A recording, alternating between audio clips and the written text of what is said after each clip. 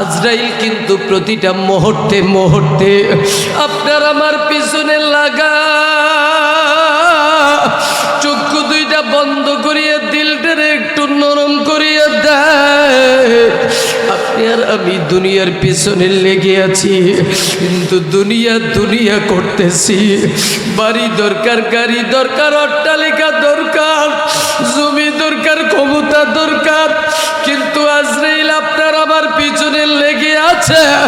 আল্লাহ না করুক কোন দিন জানি হঠাৎ করিয়া আজরাইলের জানটা থামাবারে, ওই দিন দুনিয়ার সব রং তামাশা মুহূর্তের ভিতরে ধূলিসাৎ হইয়া যাবে। আরে তখন মানুষগুলো আপনার আমার যখন নাকি প্রাণটা উড়িয়া যাবে, আর যদি নাফরমান বান্দা তার জানটা এমন ভাবে যাবে, তার সামনে হযরত আজরাইল আসবে বিকট একটা চেহারা নিয়া, এমন একটা চেহারা নিয়ে আসবে, আজরাইলের চক্ষু দুইটা থাকবে অহুদ পাহাড়ের মতো বড়, চক্ষু দুইটা দিয়ে আগুনের ফুলকি বের হতে থাকবে, প্রতিটা প্রসবের গোড়া দিয়ে আগুনের ফুলকি বের হতে থাকবে, মাথা থাকবে আসমানে, পাও থাকবে জমিনে। যখন চেহারা বিকট চেহারাটা নিয়া এবার পায়ের অগ্রভাগ থেকে শুরু করে আস্তে আস্তে করে জানটা নিয়ে যাবে, তখন এত কষ্ট দিয়া জানটা নিবে,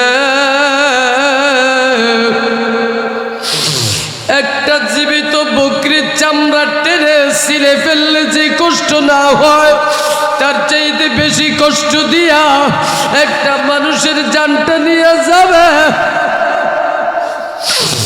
আর যদি নেক বান্দা হয়, মায়ের কোলে শিশু দুধ পান করতে যাইয়া যেমনি ভাবে দুধ পান করতে করতে ঘুমায়া যায়, ওইভাবে করিয়া ওই আল্লাহর খাস বান্দা বান্দি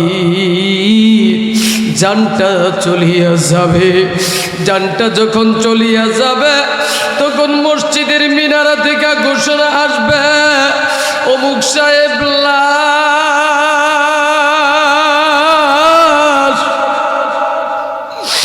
ওদিন আর বলবে না বিপ্লবী সাহেব, ওদিন আর বলবে না মেম্বার সাহেব, ওদিন আর বলবে না চেয়ারম্যান সাহেব, ওদিন সবাই বলবে লাশ। কেউ যায় কাটবে বাঁশ বাগানে কাঁচা কাঁচা বাঁশ।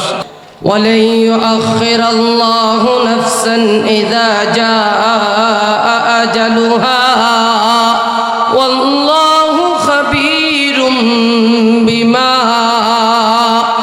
تعملون।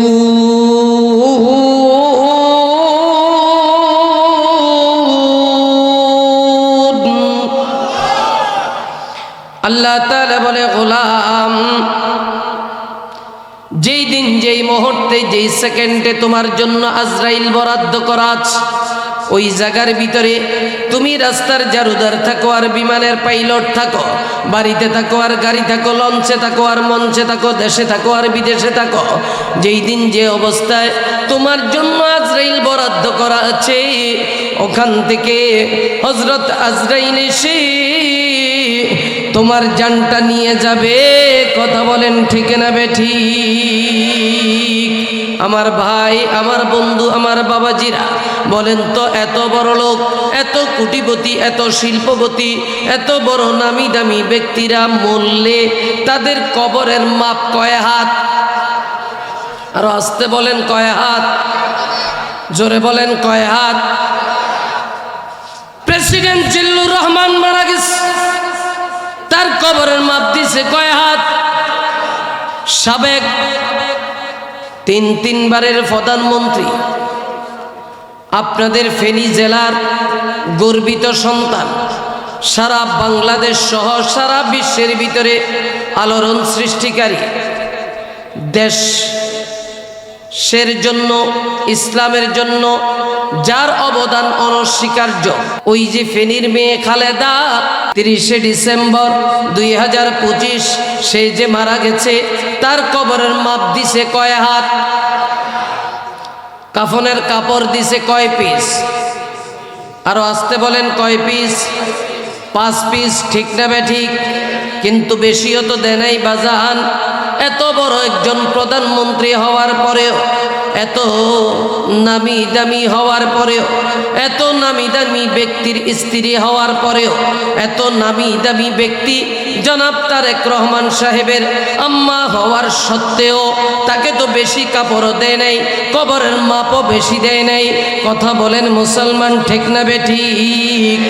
এই জন্যই তো কবি আমার বন্ধু মরহুম আইনুদ্দিন আল আজাদ রহমতুল্লাহ আলাইহি বলেছে, যেতে হবে খালি হাতে, যেতে হবে খালি হাতে, সঙ্গে কিছুই যাবে না, সাড়ে 3 হাত জায়গা পাবি, পাবি না রে বিছানা, সাড়ে 3 হাত জায়গা পাবি, পাবি না রে বিছানা। কথা বলেন ঠিক না ঠিক? 3 দিনেরই বাহাদুরি শুধুই বালুর বাদ, ফুরিয়ে গেলে বাতাসটুকু মিটিবে রে তোর স্বাদ। 3টা টুকরা সাদা কাপড়, 5টা টুকরা সাদা কাপড়, এই হবে তোর পাওনা, সাড়ে 3 হাত জায়গা পাবি, পাবি না রে বিছানা। কথা বলেন মুসলমান, ঠিক না বেঠিক? আমার সোনাগাজীর ভাইরা, আমার বাবাজিরা, পর্দার আড়ালের মা, আমার যুবক বন্ধুরা রে আমার, এই যে দেখেন তো খালেদা এত বড় একজন নামি দামি ব্যক্তি হওয়ার কারণে, এই জন্য বাজার আমরা তো মিডিয়ার মাধ্যমে দেখতে পেয়েছি তার সন্তান জনাব তারেক রহমান সাহেব, সে তাকে কোরআন শিক্ষা দেওয়ার কারণে মার লাশটা সাপে নিয়া, কপিনটার সামনে নিয়া জনাব তারেক রহমান বসে বসে আমার আল্লাহর কোরআন তেলাওয়াত করতেছি। আরে কত বড় সৌভাগ্যবান খালেদা!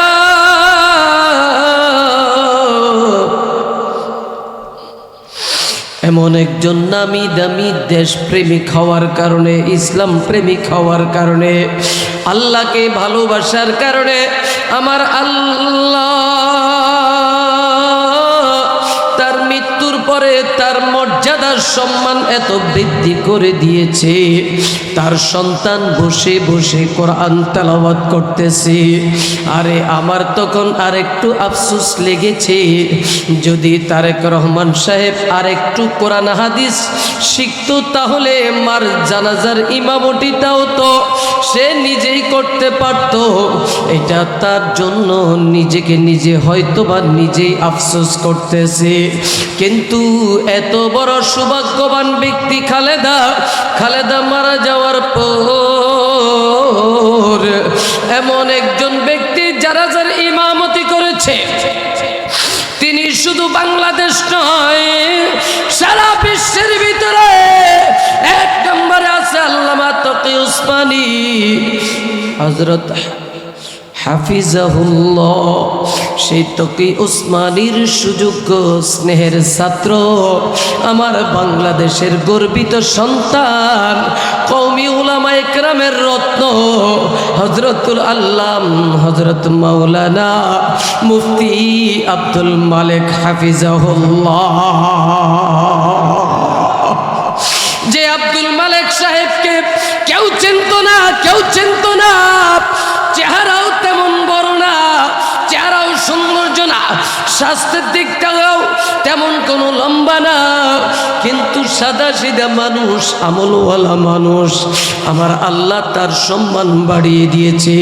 বাইতুল মুকাররমের মতো জাতীয় মসজিদের খতিব বানাইয়া আমার আল্লাহ তার সম্মানও বাড়িয়ে দিয়েছে।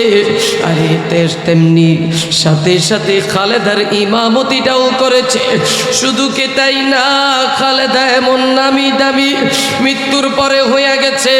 খালেদার যে লাশ ওই যে খাটিয়ার ভিতরে আছে, ওই খাটিয়াটা বহন করেছে বাংলাদেশের আরেক সূর্য সন্তান, কওমি উলামা ইকরামের রত্ন, শাইখুল হাদিস আল্লামা আজিজুল হক রাহমাতুল্লাহি আলাইহির সুযোগ্য সন্তান ইবনে শাইখুল হাদিস আল্লামা মামুনুল হক। সে যখন খাটিয়াটা বহন করিয়ে নিয়ে যাইতেছে, আরেকদিকে দেখলাম আমার বাংলাদেশের আরেকজন সুপারস্টার হযরতুল আল্লাম হযরত মাওলানা মিজানুর রহমান আজহারি সাহেব, সেও খাটিয়াটা বহন করেছে। কত নামি দামি ব্যক্তি হয়ে গেছে ও বাজার। এটা কিসের কারণে হয়েছে? কারণ দুনিয়ায় থাকতে খালেদার একটাই গুণ ছিল, ইসলামের বিরুদ্ধে কখনো কথা বলে নাই, মুসলমানদের বিরুদ্ধে যায় নাই, আলেম উলামার বিরুদ্ধে যায় নাই। সে একটা কথাই বলেছে, বাহিরে আমার কোনো ঠিকানা নাই, এই দেশ আমার ঠিকানা। আমি বাঁচতে হলে এই দেশে বাঁচবো, মরতে হলে এদেশেই মরব। আমার জন্য ইসলামের নিবেদিত প্রাণ ওই যে শাপলা চত্বরে গুলি করেছে, অনেক মুসলমানদেরকে মেরেছে, বিডিআরদেরকে মেরেছে। এটার জন্য সংসদের ভিতরে দাঁড়িয়েও এই খালেদা সেই দিন প্রতিবাদ করার কারণে আমার আল্লাহ জানে দেওয়া তু ইজ্জু মান তাশা ওয়া তুযিল্লু মান তাশা বিয়াদিকাল খায়র।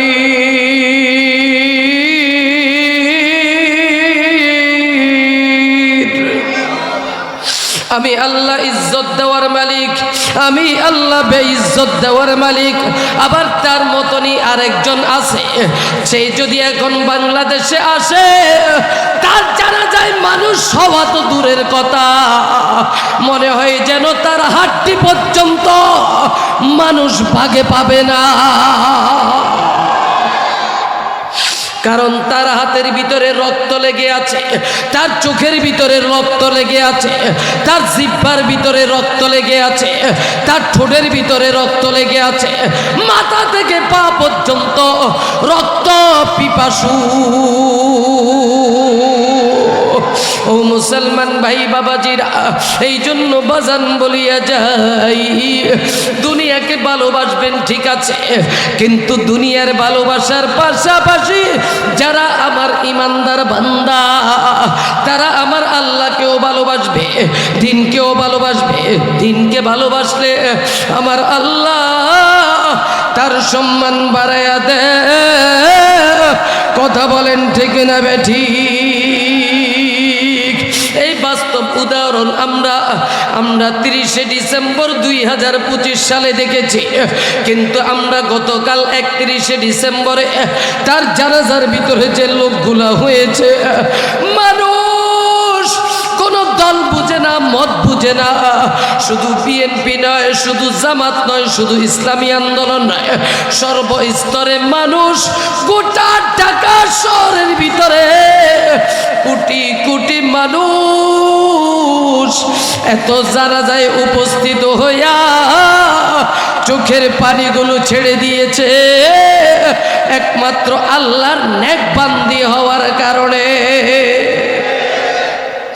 এই জন্য বাজার, যেহেতু আমি আপনাদের দেশে আসছি, আপনাদের কাছে বলিয়া যাই, আজরাইল কিন্তু প্রতিটা মুহূর্তে মুহূর্তে আপনার আমার পিছনে লাগা, চক্ষু দুইটা বন্ধ করিয়া দিলটারে একটু নরম করিয়া দেয়। আপনি আর আমি দুনিয়ার পিছনে লেগে আছি, কিন্তু দুনিয়া করতেছি। বাড়ি দরকার, গাড়ি দরকার, অট্টালিকা দরকার, জমি দরকার, ক্ষমতা দরকার, কিন্তু আজরাইল আপনার আমার পিছনে লেগে আছে। আল্লাহ না করুক কোন দিন জানি হঠাৎ করিয়া আজরাইলের জানটা থামাবারে, ওই দিন দুনিয়ার সব রং তামাশা মুহূর্তের ভিতরে ধূলিসাৎ হইয়া যাবে। আরে তখন মানুষগুলো আপনার আমার যখন নাকি প্রাণটা উড়িয়া যাবে, আর যদি নাফরমান বান্দা তার জানটা এমন ভাবে যাবে, তার সামনে হযরত আজরাইল আসবে বিকট একটা চেহারা নিয়া, এমন একটা চেহারা নিয়ে আসবে, আজরাইলের চক্ষু দুইটা থাকবে অহুদ পাহাড়ের মতো বড়, চক্ষু দুইটা দিয়ে আগুনের ফুলকি বের হতে থাকবে, প্রতিটা প্রসবের গোড়া দিয়ে আগুনের ফুলকি বের হতে থাকবে, মাথা থাকবে আসমানে, পাও থাকবে জমিনে। যখন চেহারা বিকট চেহারাটা নিয়া এবার পায়ের অগ্রভাগ থেকে শুরু করে আস্তে আস্তে করে জানটা নিয়ে যাবে, তখন এত কষ্ট দিয়া জানটা নিবে, একটা জীবিত বকরির চামড়া টেনে ছিঁড়ে ফেললে যে কষ্ট না হয়, তার চাইতে বেশি কষ্ট দিয়া একটা মানুষের জানটা নিয়ে যাবে। আর যদি নেক বান্দা হয়, মায়ের কোলে শিশু দুধ পান করতে যাইয়া যেমনি ভাবে দুধ পান করতে করতে ঘুমায়া যায়, ওইভাবে করিয়া ওই আল্লাহর খাস বান্দা বান্দি জানটা চলিয়া যাবে। জানটা যখন চলিয়া যাবে, তখন মসজিদের মিনারা থেকে ঘোষণা আসবে, অমুক সাহেব লাশ।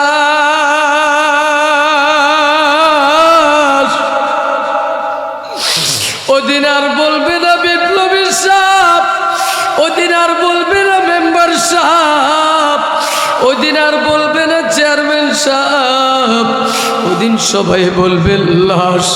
কেউ যাইয়া কাটবে বাঁশ বাগানে কাঁচা কাঁচা বাঁশ, কেউ বড়ই পাতার গরম পানি করিয়া গোসলটা দিয়া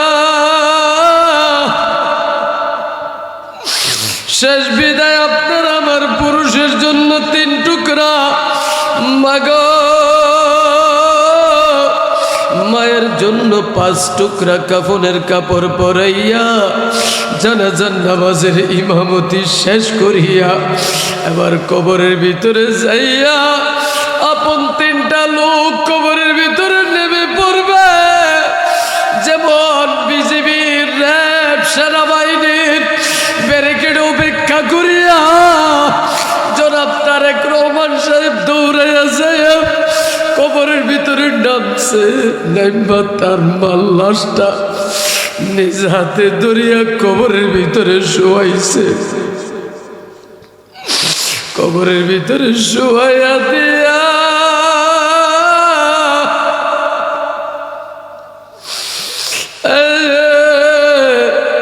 বাঁশগুলো অ্যাঙ্গেল করে দিয়া বাঁশের উপরে পাটি দিয়া, পাটির উপরে মাটি দিয়া তখন বলবে মিনহা খলাকনাকুম ওয়া ফিহা নুঈদুকুম ওয়া মিনহা নুখরিজুকুম তারাতান উখরা।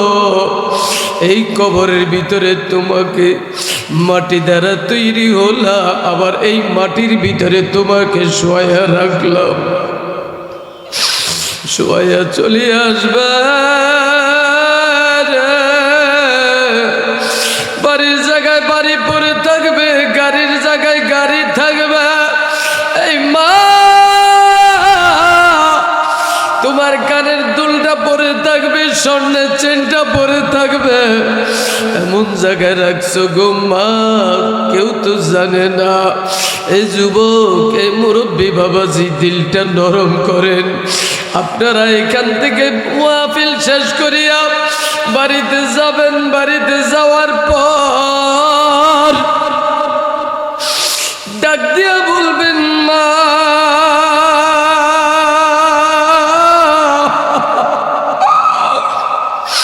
দরজাটা খুলো। মা দরজাটা খুলবে, কিন্তু আমি বিপ্লবীর মা, মা নাই। গত 28শে নভেম্বর 2025 সালে শেষ বিদায়টা আমার মা নিয়ে চলে গেছে। এখন ইচ্ছে করলে একটা পান, একটা সুপারি, একটা আপেল, একটা কমলা খাওয়ানোর মতো তৌফিক আমার নাই।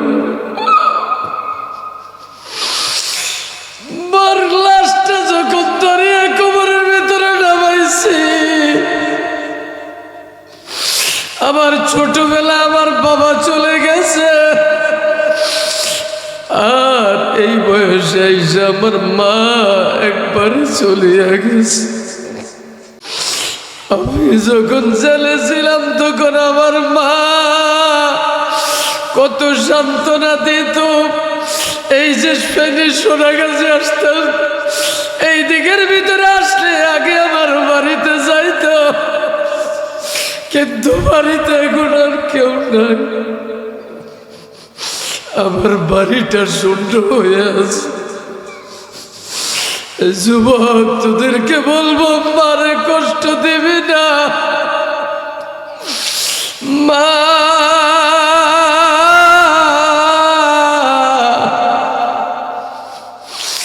এই যাদের মা নাই, একটু ডাইন হাতটা আল্লাহর দিকে তুলে একটু দেখান তো, কার কার মা নাই একটু ডাইন হাতটা উঠান। একটা বার চিন্তা ভাবনা করেন তো, আপনার আমার মা নাই। যারা হাত তুলে নাই তাদের মা আছে, তারা বাড়িতে যাবে, মারে ডাক দিবে, মা দরজা খুলবে। কিন্তু আপনার আমার নাই। বাড়িতে যাব, কিন্তু বাড়িতে তো মা নাই। যাদের বাবা নাই তারা হাত তোলেন। মা এমন একটা জিনিস, মারে কষ্ট দিবি না। বাবা এমন একটা জিনিস, বট গাছের মতো। বট গাছটা যতক্ষণ থাকে ছায়া ততক্ষণ থাকে। এই যুবক, বাবারে কষ্ট দিও না, মারে কষ্ট দিবা না। আর যাদের মা বাবা কবরে চলে গেছে, যাদের মা বাবা জীবিত আছে, আমরা সবাই মা বাবার খেদমত করব। আল্লাহরে আরেকবার দুটা হাত সবাই দেখায়া দিন। একটু চক্ষু দুইটা বন্ধ করে সবাই সবাই জোরে আমার আল্লাহরে ডাক দিয়া বলেন, আল্লাহ। আরো জোরে ডাক দিয়া বলেন, আল্লাহ। যাদের মা বাবা কবরে চলে গেছে তাদের জন্য ইসালে সওয়াব অনুদানের মাধ্যমে আমরা বাপ-মার খেদমত করব। আর যাদের মা বাপ এখনো জীবিত আছে তাদের হায়াত বৃদ্ধির জন্য আমরা কিছু অনুদান দিয়া, আমরা দান করে আমরা মা বাবার খেদমত করব। আল্লাহ, আমরা যেন সর্বদাই আমাদের মা বাবার খেদমত করে দুনিয়ায় থাকতে জান্নাত লাভ করতে পারি। আমাদেরকে তৌফিক দিয়া দাও। জোরে জোরে বলেন আমিন। চিল্লায়া বলেন আমিন। হাত নামায়া বলেন আমিন। সম্মানিত ভাইরা, কেউ আমরা উঠব না।